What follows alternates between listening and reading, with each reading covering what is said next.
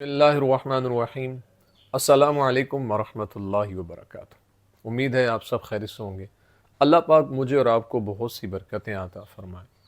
आज की वीडियो का उन्वान इस हवाले से है कि ख्वाब के अंदर सफ़ेद बकरा देखना या काला बकरा देखना या सुर्ख बकरा देखना, इसकी क्या ताबीरात हैं, बुज़ुर्ग इसके बारे में क्या फ़रमाते हैं।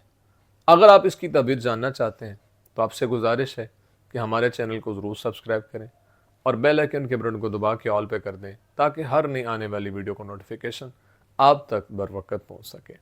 अगर कोई इंसान ख्वाब के अंदर सफ़ेद बकरा देखता है तो ये परेशान नहीं होना चाहिए इंसान को, ये अच्छा ख्वाब है। और ये सफ़ेद बकरे का ख्वाब में देखना ये खुशखबरी के मिलने की तरफ इशारा होता है और सुकून और राहत के मिलने की तरफ इशारा होता है, और अल्लाह ताला की तरफ से बीमारी से तंदुरुस्ती की तरफ ये इंसान को इशारा दिया जाता है कि अल्लाह ताला इंसान को तंदुरुस्ती अता फरमाएगा। इसलिए ख्वाब देखने वाले को परेशान नहीं होना चाहिए, अल्लाह ताला का शुक्र अदा करते रहना चाहिए।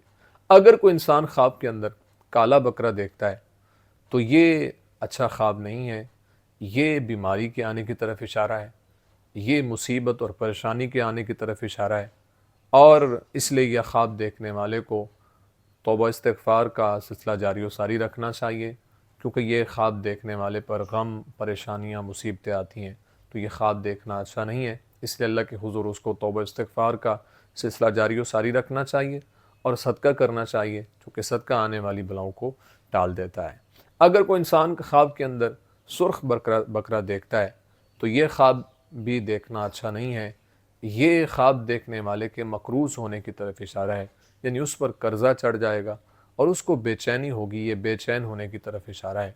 इसलिए अल्लाह के हुज़ूर उसको तौबा इस्तिग़फ़ार का सिलसिला जारी व सारी रखना चाहिए और दुआएं करते रहना चाहिए। उम्मीद है आपको वीडियो पसंद आई होगी। अगर पसंद आई है तो लाइक, कमेंट और सदका जारिया समझते हुए इसको शेयर ज़रूर करें। ज़िंदगी रही तो इंशाअल्लाह नेक्स्ट वीडियो में आपसे फिर मुलाकात होगी। अस्सलामु अलैकुम व रहमतुल्लाहि व बरकातुहू।